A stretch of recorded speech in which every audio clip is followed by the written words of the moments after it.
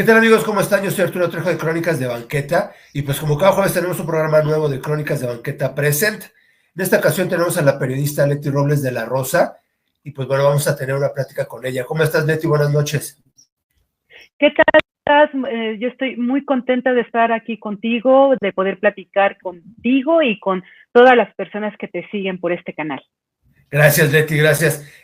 Bueno, yo te sigo también ahí en las redes sociales, en X más que nada, que está siempre pues atenta a lo que pasa en el Senado y nos dirás por qué. Tú trabajas en Excelsior, ¿verdad? En el diario Excelsior. Así es, desde hace 18 años trabajo para Excelsior. Híjole, ¿has el visto periódico de la vida nacional? Así es, todos estos cambios que ha tenido pues el Excelsior, ¿no? Recordemos desde su fundación, pero pues no sé un poquito de la historia esta, ya no te tocó, tú estabas estudiando seguramente cuando el Excelsior había dejado de ser Excelsior de Julio Scherer y se convirtió en otro. Se convirtió en el Excelsior de Regino Díaz Redondo, el mejor amigo de Julio Scherer, pero bueno, en 76 un golpe interno destituyó a Julio y llevó a Regino Díaz Redondo al poder y que después, pues ahí ya terminando el siglo, pues entra en una crisis la cooperativa Excelsior y pues tienen que venderlo y ahora tiene sus nuevos dueños para que le diera una vida distinta al periódico y en esto estamos, un periódico de más de 100 años que ha dado cuenta del día de este país. Entonces, a mí me ha tocado el privilegio enorme de trabajar en Excelsior, un gran periódico, un semillero de enormes periodistas y bueno, relatar en sus páginas la historia de este país en los últimos 18 años. Fíjate, con una columna que es diaria. Yo soy reportera y todos los días escribo notas informativas, reportajes, entrevistas y cada 15 días, cada viernes, publico un artículo de opinión en las páginas editoriales de Excelsior. Exacto. Oye, y bueno, esta es la historia de Excelsior. ¿Le ha costado tu trabajo, no sé, tú que has estado 18 años ya, volverse a encontrar con su público? Perdón, no te escuché. Si le ha costado trabajo a Excelsior volverse a encontrar con su público, del público que ya tenía, pero con esta interrupción que tuvo, volver a estar en la marcha. Yo creo que no, evidentemente es un diferente de aquel en que Excelsior fue el número 1 durante décadas. Hay una dinámica distinta en la política y hay unos hábitos diferentes entre la población. Los periódicos ya no se leen tanto en papel, se leen más en electrónicos y Excelsior a mí me parece que es un nicho importante de información en varios sectores donde es indispensable hacerlo y uno de esos es el Poder Legislativo, en el que en Cámara de Diputados está mi compañera Ivonne Melgar y en el Senado de la República estoy yo, pero hay otras, pues en el país, mi compañera Laura Toribio, que está en el sector educativo, universitario y científico, también su cobertura el año pasado de la sucesión de la rectoría de la UNAM, la verdad fue impecable y fue muy, muy aplaudido por la comunidad UNAM. Entonces, sí, yo creo que Excelsior no le ha costado reconectarse con el público, es un público diferente, por supuesto, pero me parece que se hace un excelente trabajo. Exacto, oye Leti, no nos vamos a salir de la universidad porque yo sé que tú estuviste ahí en la Facultad de Ciencias Políticas y Sociales de UNAM. Estoy. ¿Pero estudiando o siendo profesora? Soy profesora de asignatura, tengo 3 materias, una que doy en el semestre que acaba de terminar y 2 que doy en el semestre que va a empezar. ¿Pero tú eres egresada de la UNAM? Soy egresada de la Facultad de Ciencias Políticas y Sociales de la UNAM, también. Ya. O sea, tu mamá te ha dado las sueltas y la llevas siempre. Soy de sangre azul. Exacto. Y piel dorada. Exacto. Sangre azul y piel dorada. en los deportes, ¿qué tal? ¿También le vas a los Pumas tanto en fútbol como en En americano? la- sí, por supuesto, en el fútbol americano colegial y en el fútbol soccer yo soy Puma. Puma en el fútbol soccer desde la época de Caviño, de Hugo Sánchez, allá en la prehistoria. Yo sí puedo decir que vi cuando inició a jugar Hugo Sánchez. Entonces, desde aquel tiempo yo soy Puma antes de ser universitaria. Fíjate. Ya, sí, exacto, exacto. Oye, Leti, ¿cómo ves ahora? Pues bueno, la tecnología ha cambiado, la forma Otra vez, de informar. Comentaba Leti que la tecnología ha cambiado, la forma de informar a la gente ha cambiado, la generación X es distinta, no tener un diario normal, toda la columna, sino se va por partecitas y más el video. Por ejemplo, nos vamos hacia la parte digital. ¿Tú cómo ves esta nueva forma de atender a las nuevas generaciones? Pues fíjate que hemos tenido que irnos adecuando. Yo creo que nosotros nacimos en un tiempo en el que todo era, pues, lo que hoy les llaman orgánico, ¿no? Y hemos tenido que ir aprendiendo a adaptarnos a las tecnologías. Y me parece que en el mundo del periodismo, aunque el periodismo tiene sus mismos principios, que es investigar, ser veraz, tener un lenguaje accesible, pues hemos tenido también que adecuarnos a estas nuevas tecnologías, pero además a un reto adicional. Hay tanta gente que proporciona información en las redes sociales que no es profesional de la información, que es necesario, pues, que podernos diferenciar entre todas esas personas que dan información de aquellos que somos profesionales de investigar información, ¿no? Entonces, creo que los retos son importantes, pero me parece también que es fundamental poder entrar a todas estas redes sociales porque pues es la manera en que hoy se comunica el mundo. No estoy diciendo que solamente los jóvenes o solamente los adolescentes o que solamente en México, sino es todo el mundo y lo hacemos ya todas las edades, ¿no? O sea, tú y yo a lo mejor nos cuesta un poquito más de trabajo entenderle a una aplicación, pero cuando le entendemos, pues ya de ahí no salimos, o sea, somos muy buenos también para manejar la tecnología a pesar de que no nacimos cerca de ella, ¿no? Pero creo que hemos sido una generación que se ha ido adaptando y en materia de periodismo, pues me parece que también hemos ido adaptándonos poco a poco.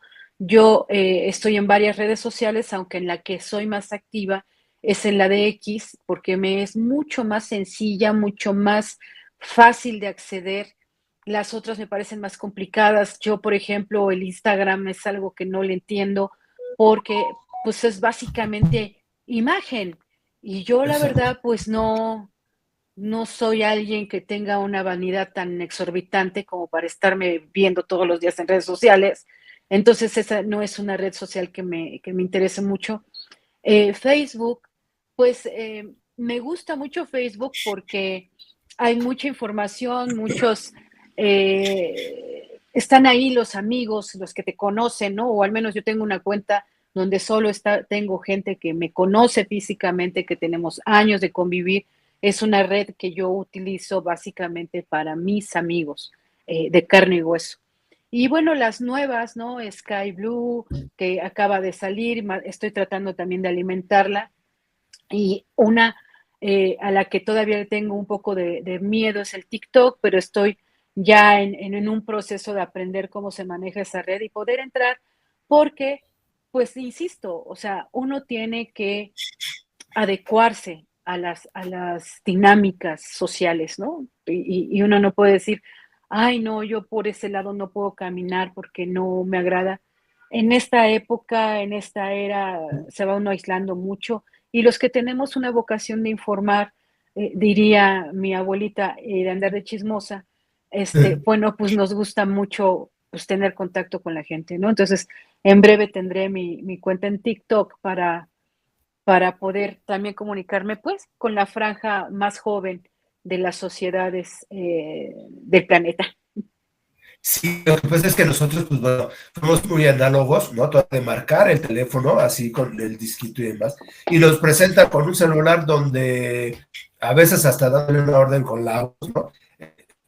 Ese paso que hemos estado dando del análogo a lo digital y de estas nuevas generaciones que ya lo entienden perfectamente y que pues, sí, los tenemos que adecuar, pero también tenemos que ver lo que nosotros hacemos, ¿no? Y en dónde cabemos, dónde sí cabemos, dónde no cabemos, porque como dicen, el exceso de confianza que se tienen a sí mismos en Instagram, ¿no? De poder subir todo. Estoy comiendo, estoy desayunando, ya me puse esto, cosas que también dices, bueno, y a nosotros, ¿qué, no? Digo, pero nosotros lo decimos, y gente de su misma edad, pues no lo dice, hasta dice, ay, yo también tengo un igual, puse lo mismo, hay que ir entendiendo, eso es verdad. Y con las redes también sucede, te ha pasado, por ejemplo, noticias, ¿no? Noticias falsas, y de verdad, búsquenle bien, entérense si la noticia es o no, porque a veces le creemos ciegamente, ¿no? Mira, por ejemplo, en estos últimos días que se supo de esta tragedia en la que una joven alcoholizada, parece que alcoholizada, mata a un repartidor, me parece que Sí, era en ahora un servidor de motocicleta, Didi. Ajá, y de pronto una de estas cuentas nefastas que tiene la gente de Morena ajá, empieza a difundir una fotografía de la joven que, y digo supuestamente porque no sabemos, yo no la conozco, no sé, ningún exacto. medio serio lo ha difundido, que supuestamente es la culpable y dice que es hija del dueño de Televisa.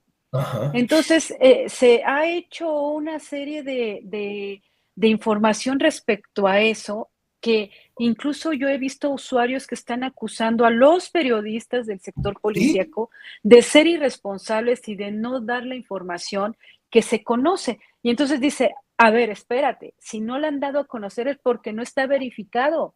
Entonces ahora resulta que las falsas noticias tienen que obligar a los verdaderos periodistas a seguirlas. No, no es así. Mira, hace poquito me enteré de alguien, porque platicaba conmigo, que me decía, oye, ¿y es verdad que le recortaron el presupuesto al Senado? Y le dije, no, simplemente no le dieron más, nada más le dieron lo de la inflación. Pero ¿por qué todos los medios dicen que sí le cortaron? Entonces abro la aplicación, el presupuesto de egresos del año pasado bueno, de este año y del que viene, y le demuestro que hay un aumento inflacionario, pero ajá. aumento. Y me dice, ay, pero pues, ¿por qué todo el mundo está diciendo que se lo recortaron? No sé, no sé por qué lo dicen, pero no se lo recortaron. No se lo aumentaron sustancialmente, no. Le dieron lo que le dan de inflación, pero no les aumentaron más, pues no, pero tampoco se lo recortaron. Hay una gran diferencia. Entonces, a veces uno ve en las redes sociales, no, es que está lloviendo muy fuerte. Y otros te dicen, no es cierto, no está lloviendo. Y tú dices, yo, ¿a quién le creo? En lugar de que salgas, saques la mano y digas, ¿está lloviendo? No está lloviendo. Entonces, bueno, son los retos y Sí, sí hay que estar muy, muy pendientes de esas informaciones que lo único que hacen es distorsionar el ambiente social, que ya de por sí está eh, como agua para chocolate y estas informaciones falsas pues exacerban y exacerban a la gente, ¿no? que es como dices, hay que tener cuidado y hay que investigar por uno mismo y sobre todo no hay que propagar la noticia cuando no la conoce uno del todo, porque se te hace fácil entonces retuitearla, ¿no? Decimos, ahora ya es X, pero bueno, retuitearla y que entonces siga avanzando esta mala nota, ¿no? Esta mala noticia, este fake, como dice, ¿no? Así es. Y ahí en el Senado, y aparte porque luego de las fotos ni se parece, ¿no? Entre la chica esta que decías, no es cierto, y entonces se distorsiona, y aparte ese hate que hay en las redes de segregar, de dividir entre unos con otros, creo que se preocupan más por pelearse. La vida nadie es bueno ni nadie es malo, o sea, no se trata de héroes o villanos. Yo creo que de eso no va. Así es. Pero bueno, a ti te toca cubrir el Senado desde hace ya tiempo. ¿Y cómo te sientes tú cuando te asignaron el Senado? Tú veo que bien, pero hay veces que, como dices, híjole, luego ves cada cosa en el Senado que no crees si es la vida real o no. Desgraciadamente la vida real. Fíjate que yo empecé a cubrir el Senado en el año 2006, en agosto del año 2006, y bueno, yo me sentí muy contenta. Yo venía de cubrir Presidencia de la República con Vicente Fox y antes cubrí muchísimos años el sector universitario y educativo. Eh, Ya un año antes, en el 2005, había cubierto el último periodo ordinario de sesiones del Senado, pero digamos ya formalmente como titular de la fuente para Excelsior en agosto de 2006 empecé a cubrir el Senado de la República y yo estaba muy contenta por dos cosas.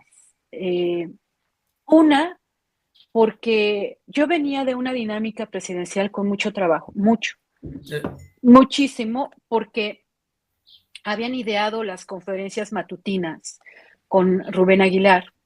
Y entonces uno tenía que levantarse todos los días muy temprano para llegar a Pinos y escuchar la conferencia que duraba una hora y, bueno, empezar a hacer la nota. Y en el 90% de las ocasiones teníamos giras.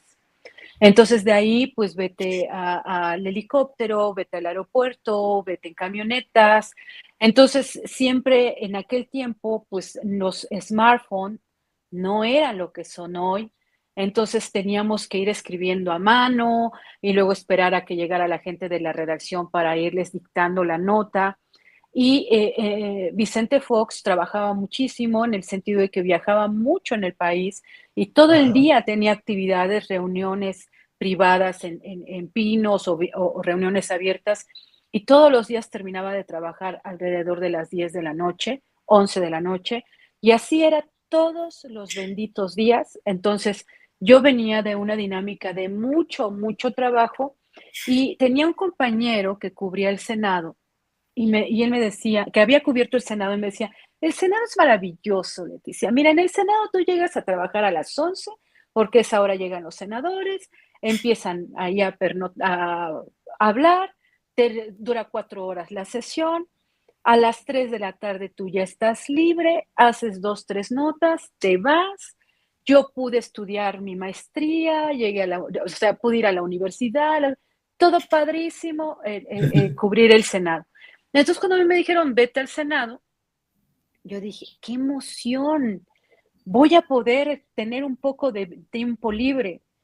Pero llego y coincido con una nueva legislatura, que es la 60 legislatura, en donde estaba un priista tipo Manlio Fabio Beltrones, Francisco Labastida, Jesús Murillo Caram, Pedro Joaquín Codwell, que habían sido gobernadores, que ya habían sido algunos senadores. Y por el PAN, por ejemplo, estaba Santiago Krill, que era la primera vez que era senador, pero estaba Alejandro González Alcocer, Ricardo García Cervantes, eh, entre muchos otros. El PAN era primera fuerza, estaba el PRD, Carlos Navarrete, Pablo Gómez, Tomás Torres, que en paz descanse. Y de pronto, bueno, pues resulta que ellos toman la decisión de que el Senado dejará de ser una especie de rémora de la Cámara de Diputados y dicen, no, nosotros vamos a trabajar mucho. Y empezaron a trabajar mucho. Y entonces cuando yo empecé a cubrir el Senado en 2006, a ellos se les ocurrió que debían trabajar muchísimo más que 4 horas. Y entonces fue cuando empezaron a tener sesiones más allá de las 8 de la noche y luego a las 10, luego a las 11, luego a la 1 y luego nos amanecemos. Entonces, y todos los días tenían cosas que hacer y cuando eran periodos de receso, pues se inventaban que foros, que reuniones con el INE, que reuniones con el INAI, o sea, mil cosas. Siempre todo el año estábamos trabajando y salían no una nota o 2 notas, como me había dicho mi amigo Víctor, sino que salían hasta 16, 17 notas al día. Y entonces dije, güey, entonces ya estoy aquí en una dinámica mucho más intensa que la que tenía en Presidencia de la República y yo empecé a enamorarme del mundo del poder legislativo, muy, muy enamorada de él, muy, decidida a aprender. Yo siempre las fuentes que he cubierto las aprendo, me voy a su historia. Y eso es lo que hice aquí. Y además tuve una gran oportunidad de conocer políticos de mucho nivel, con mucha cultura. Por ejemplo, yo las primeras veces que empecé a entender el derecho laboral lo hice de la mano de la orientación de Arturo Núñez. O sea, Arturo Núñez es una autoridad en materia de jurídica del derecho electoral, ¿no? Entonces, O yo sea, lo hice ahí, yo tenía conversaciones muy largas con Francisco Labastida en materia de seguridad pública y en materia de energía, con Pedro Joaquín Codwell, hablaba muchísimo de constitucionalismo, con Alejandro González Alcocer, que me permitía estar incluso en reuniones privadas para que yo aprendiera cómo se acercaba la gente, cómo se acercaba el ejército, cómo se acercaba muchos actores políticos y me decían, no puedes publicar nada, lo único que te voy a permitir es que entres a la sesión, atestigües, aprendas, veas cómo se hacen los acuerdos en el Senado de la República, pero no puedes publicar nada. En algún momento lo usarás cuando hagas un libro o algo, pero por el momento no pueden ser notas. Y yo lo hacía. mm, Entonces, aprendí muchísimo. Jesús Murillo Caram, por ejemplo, era una persona que le gustaba mucho mi trabajo y cuando iban a aprobar un dictamen, me decía, oiga, no sea mala, le puede echar un ojo, dígame cuáles serían las notas que usted sacaría de ahí. Entonces yo le decía, no, pues yo sacaría esta y esta y esta. ¿Pero por qué? Pues porque aquí ustedes están sustentando que, ok, tiene razón, entonces aquí tenemos un error. O entonces sí estamos logrando lo que queremos con esta ley. O sea, eran personas que con las que uno podía dialogar y podía aprender muchísimo, muchísimo. Por ejemplo, una de las cosas que yo aprendí de Manlio Fabio Beltrones, porque un día le dije, oiga, senador, pero aquí en la Constitución no dice que se necesite tener un dictamen para que la Comisión Permanente convoque a una sesión extraordinaria al Senado. Y entonces él me dijo que había una cosa que se llamaba lógica jurídica. Y me dijo, mire, la única manera en que el Senado aprueba, el Pleno del Senado aprueba algo es porque se tiene dictamen. Si no hay dictamen, ¿qué vas a aprobar?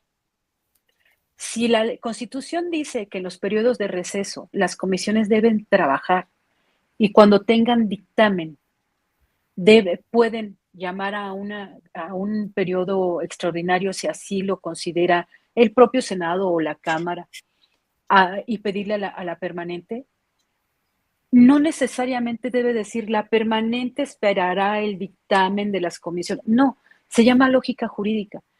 Uf, eso me hizo aprender tantas cosas, entender tantas cosas del mundo del derecho que no es mi área, pero que ahora he aprendido mucho después de 18 años de estar ahí. Y mm, por ejemplo, de Tomás Torres, que en paz descanse, él me enseñó mucho a leer los informes de la Secretaría de Hacienda, los reportes de Pemex, de la administración de Pemex, que eran pasivos laborales, qué deberían entender por deuda interna, deuda externa, por qué, existían los pirigregas, por ejemplo, ¿no? ¿Cuáles eran su función?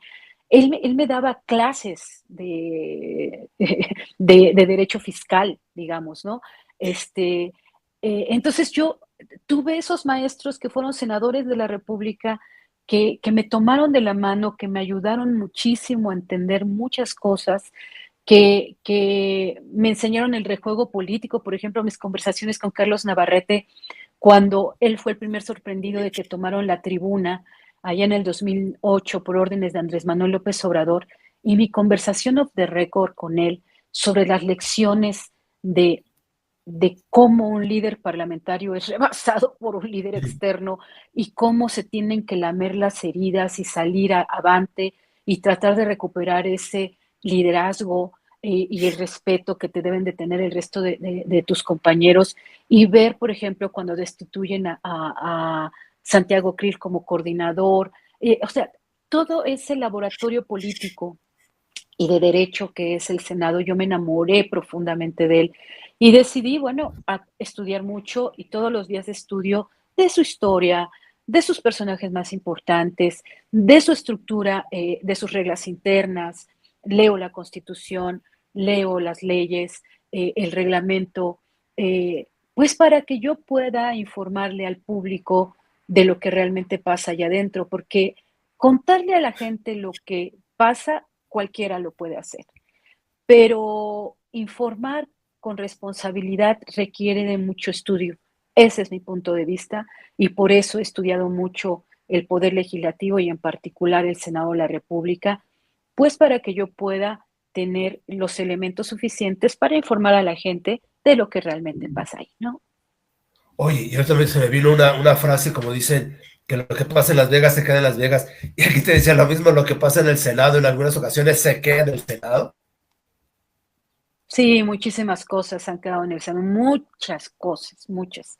Ahora, pues con Adán Augusto López Hernández, que le gusta mucho salir, según él, a balconear a la gente, y con eso, romper todas sus posibilidades de acuerdos, pues ya no se quedan en el Senado, ya son públicas, ya son incluso un escándalo, ¿no? Como lo que hizo recientemente de acusar a Monreal de negocios turbios y el otro defendiéndose, y, o lo que hizo con Yunes de meterse entre los escaños del PAN para ir a increpar a un senador, a Mario Vázquez, y llegar el absurdo de que Adán Augusto les dijera, pues ya sálganse y Sí, sí, pártanse sí, todo allá afuera. Imagínate un líder sí. parlamentario diciéndole eso a los senadores en lugar de decirles cálmense.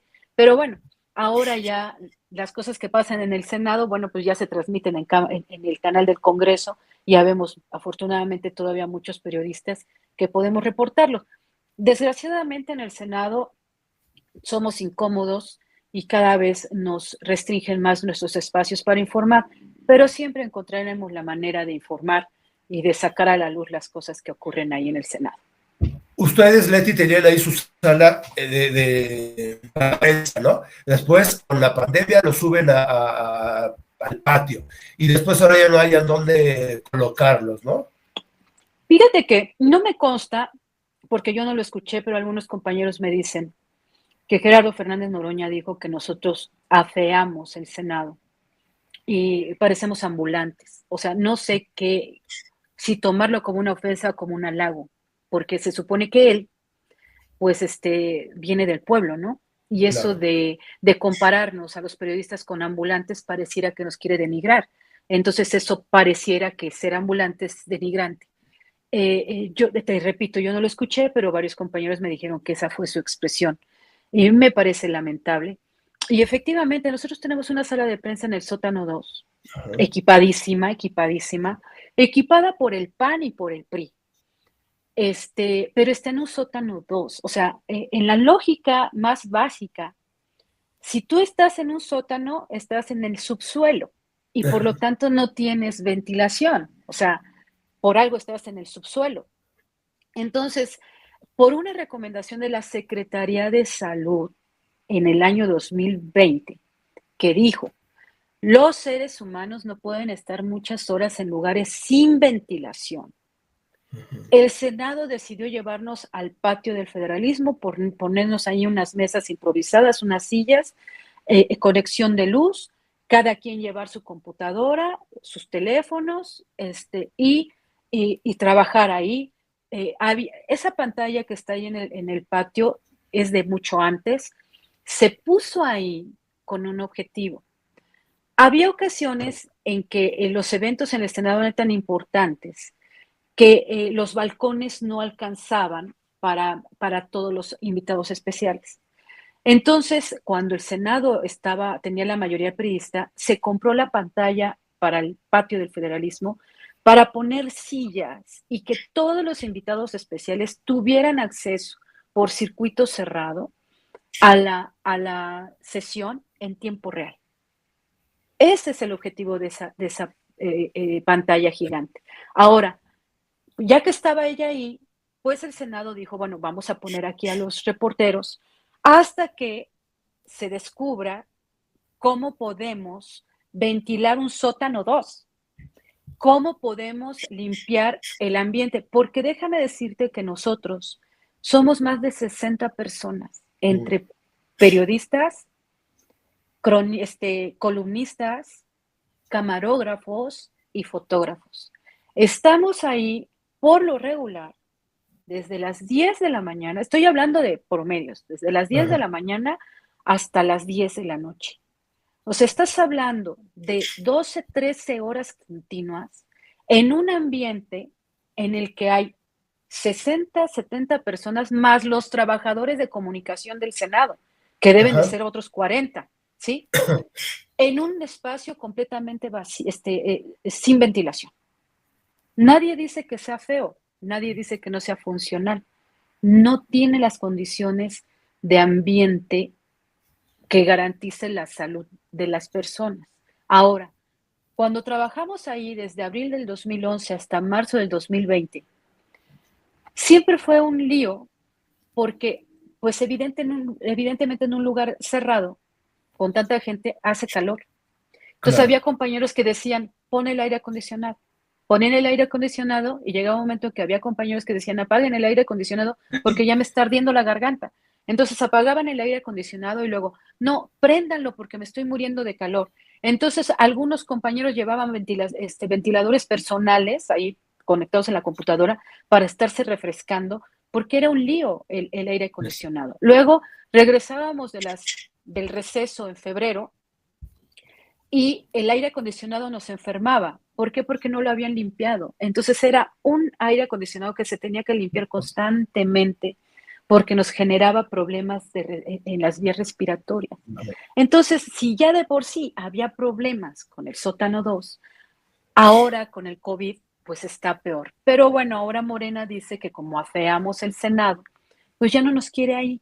Y así con esa Así como son. autoridad que tiene Gerardo Fernández, dice, pues vamos a ver si podemos poner lo de la ventilación, a ver si no pone nada más ventiladores, ¿no? Mentiras. Extractores de aire, todo lo que se necesita para poder que sea segura la sala de prensa. Y dice, porque si no se puede hacer eso, los ubicamos en otro lado, pero no, al platio no regresan, no regresan y no regresan. Y uno dice, ¿por qué? Pues porque quiere y porque puede, ¿no? Pero bueno, son Sí. las cosas en las que uno tiene que estar lidiando con esta nueva mayoría del Senado de la República. Oye, y tú como periodista, y pues al hacer las notas, lo que pasa es que como está tan dividido ahí el asunto, a algunos les debe de parecer y a otros no. ¿Has tenido fricciones con alguien? O sea, cuando publico mi información, Ajá. sí, bueno, hubo un tiempo en que los senadores se enojaban mucho conmigo. Por ejemplo, Ernesto Cordero se enojó mucho conmigo cuando publiqué la nómina que tenía como presidente de la Cámara de Senadores, porque pues el 90% eran exfuncionarios del gobierno de Calderón y ganaban muchísimo dinero ahí. Entonces yo lo publiqué, él se enojó muchísimo. Su gente, no digo que él, su gente me acusó de que esa nota me la había mandado el presidente Peña Nieto para que yo golpeara a los calderonistas. Y yo decía, imagínate que estén pensando que yo tenga un acceso al presidente de la República y me diga, oye, Leti, ¿cómo estás? Te voy a mandar una nota, por Dios. O sea, no, yo conseguí esa información, la publiqué, le molestó. Está bien, pero mira, eso al final terminamos muy bien Ernesto Cordero y yo de una muy buena relación de respeto en el que él entendió cuál es mi papel como periodista y que yo entiendo cuál es el papel de los senadores de la República y que entiendo también que puedan molestarse. Otro que también hasta organizó una conferencia de prensa para decir que yo me había equivocado y citó a reporteros, cámaras y todo, fue Roberto Gil, que él sostenía que yo lo odiaba porque publicaba cosas que no eran ciertas, según decía él. Entonces decía que yo lo odiaba. Y sí, sí con todo el mundo se andaba quejando y te digo, hasta una conferencia de prensa organizó para decir que yo me había equivocado en una nota. Este otro que se molestó muchísimo fue Miguel Ángel Barbosa, entonces líder de los senadores del PRD y presidente del Senado, Se enojó mucho porque yo publicaba información sobre cómo se gasta el dinero en el Senado, porque yo de cómo gasta el Senado lo publico desde el 2006. Pero él se enojó mucho, mucho, mucho, mucho y no me hablaba y en una conferencia de prensa le pregunté algo y me dijo, a ti no te voy a contestar. Dije, perdón, sí, a ti no te voy a contestar nunca más. No, pues fue la última vez que fui a sus conferencias de prensa. Dije, pues si no me quiere Claro. contestar, que no me conteste. Y se quejaba con medio mundo. Y no, es que ella me golpea, inventa cosas y que no sé qué. Iba y se quejaba al periódico y le decían, pues manda los desmentidos. No, pues es que no puedo. Pues no podía porque no estaba yo mintiendo.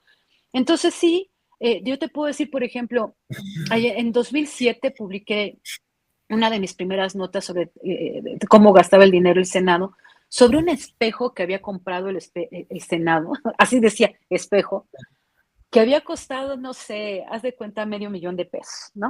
O sea, te estoy hablando de la cifra, no la recuerdo, pero la estoy Ajá. inventando, pero era un exceso. Entonces dije, ¿cómo que un espejo de tanto dinero? Entonces lo publico y me dice, en ese tiempo, Mario Fabio Beltrán será el presidente del Senado. Fíjate la diferencia. Se acerca a mí y me dice, oye, Leti, pues ¿de qué espejo se trata? Entonces le enseño el documento del Senado y me dice, voy a averiguar.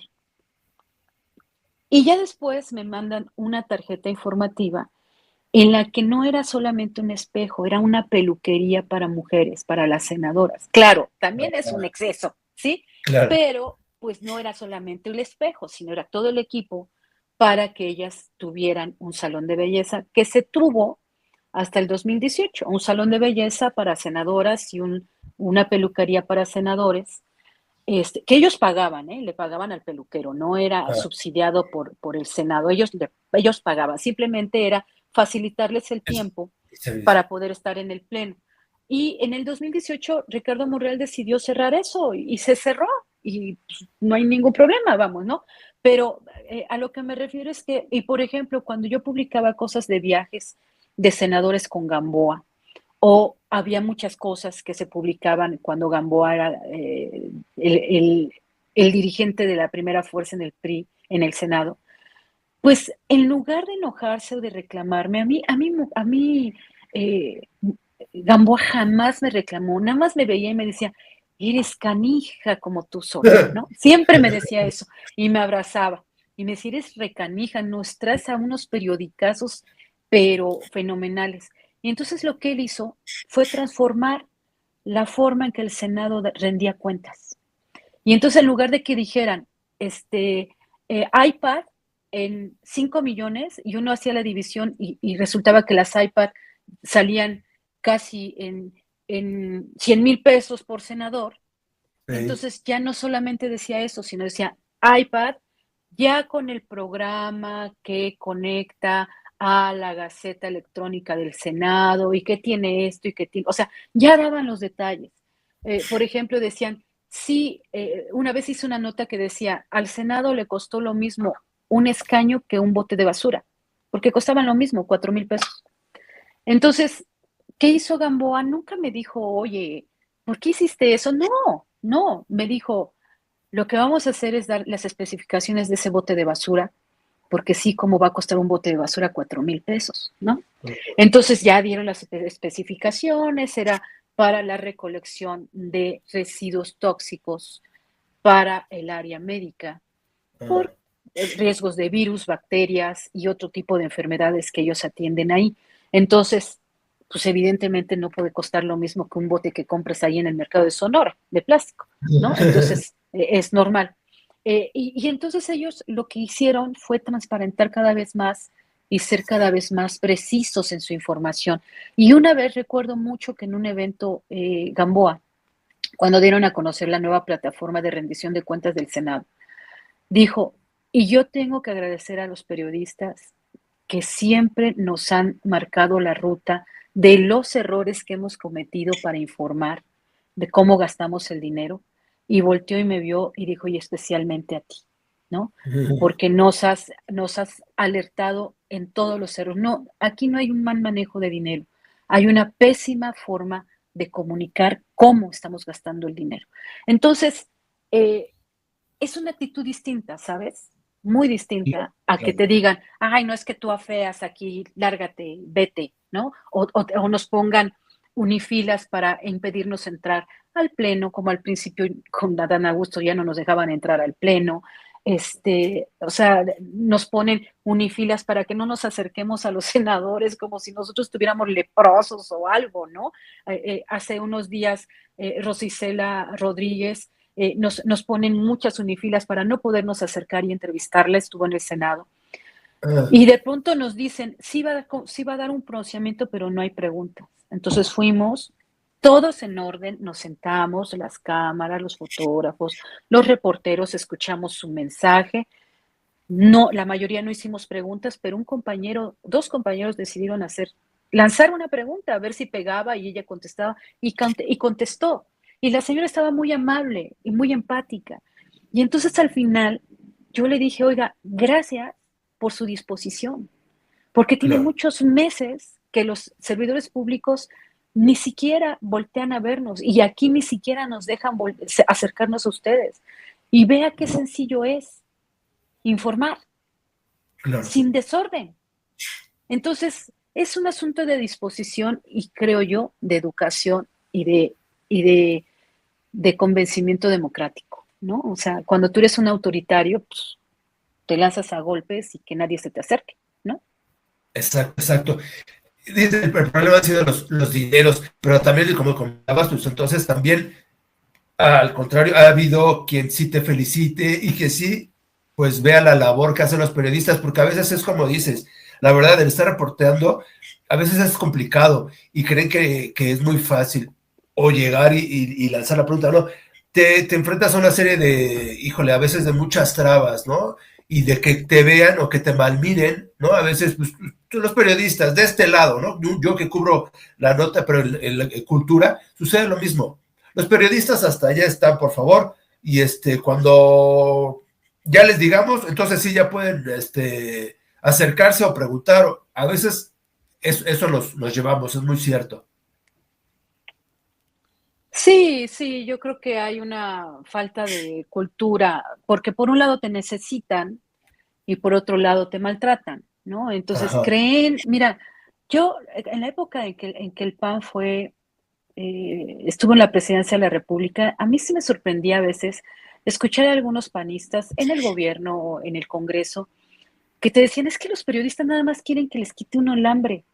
Y a mí me daba un coraje porque decía, a ver, si en algún momento alguien llegó y te pidió dinero, entiende que eso no es un asunto de todos los periodistas. Los periodistas somos otra cosa.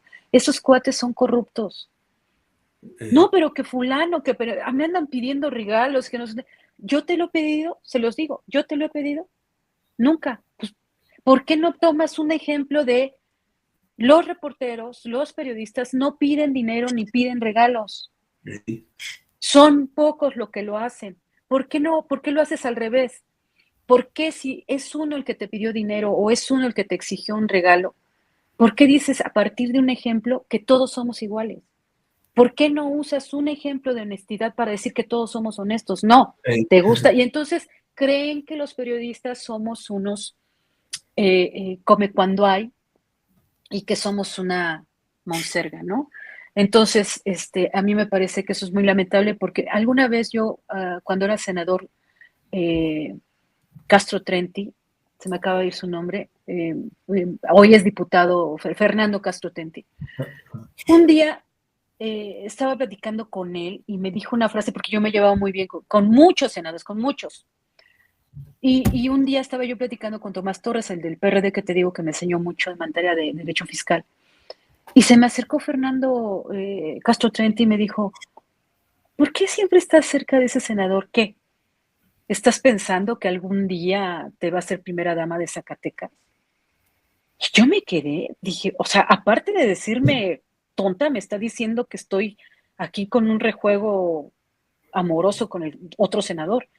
Y entonces yo sí me quedé muy histérica, le dije, mire, senador, le voy a decir las cosas con mucho respeto, porque usted es un senador de la República. Pero yo no soy simplemente María y estoy buscando ver quién me saca de pobre. Esa es una. Dos, Yo soy licenciada en Ciencias de la Comunicación por la Facultad de Ciencias Políticas y Sociales de la UNAM con el segundo mejor promedio de mi generación. Estoy titulada con mención honorífica.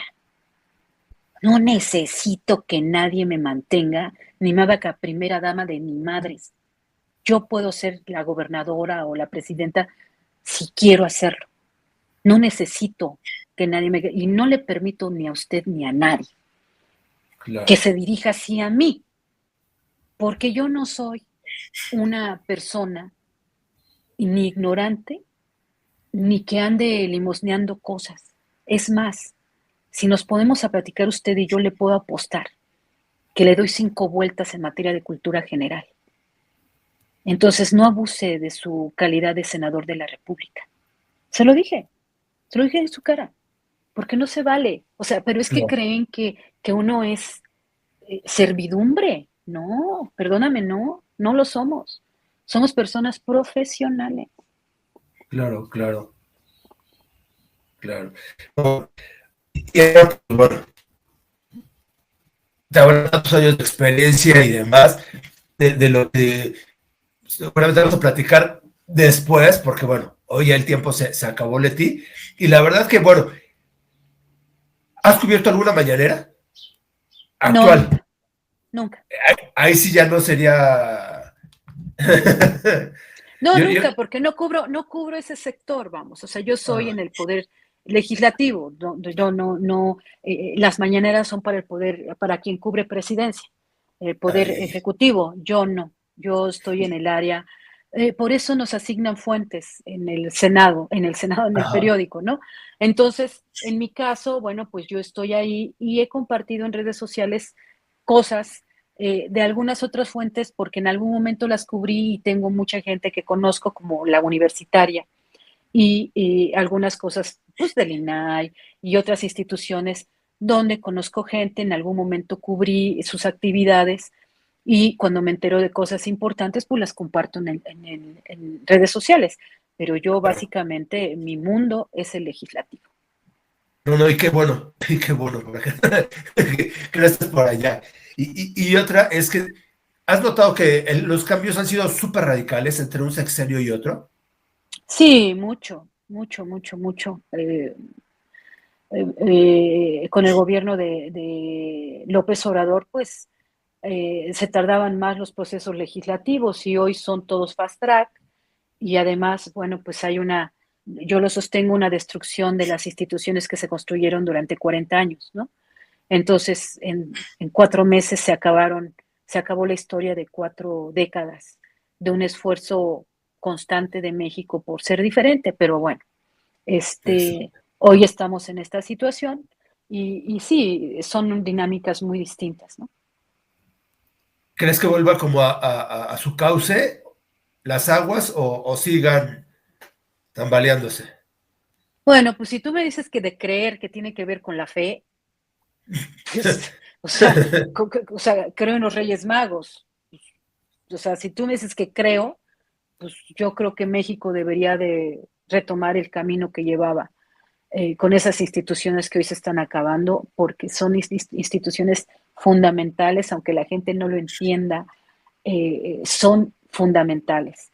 Ahora, si yo analizo un escenario de posible retorno a eso, me parece complicado por el momento y me parece que en esta medida que se han acabado todas esas instituciones va a ser cada vez más difícil. Ahora, nada en la vida es imposible, nada, pero no sé, no tengo elementos hoy para decir que pronto México regrese a ese camino que lo estaba colocando como un país más democrático y más desarrollado. Yo que conozco el mundo, afortunadamente conozco países de los 5 continentes, conozco las principales ciudades del mundo por mi trabajo.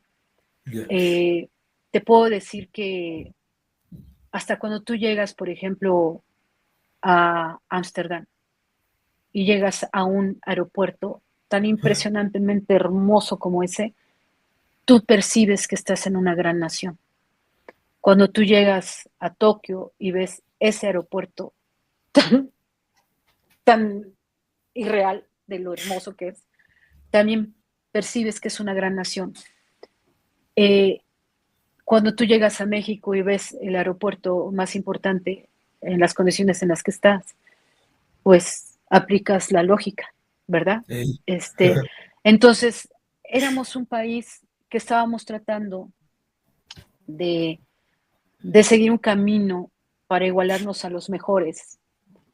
Pero bueno, las decisiones políticas y las decisiones de millones de personas es que no vayamos por el momento por ese camino.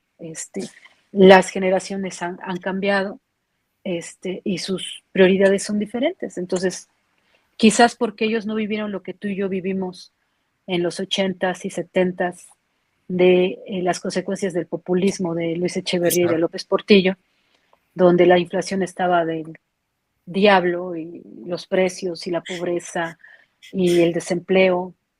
O sea, yo empecé a trabajar haciendo ratoneras, sacando fotocopias, anotando béisbol, pues porque no había forma de que me contrataran en algún lugar, porque pues no había, el gobierno era el principal empleador y cada vez había recortes presupuestales, no sé si te acuerdas. Entonces, Sí.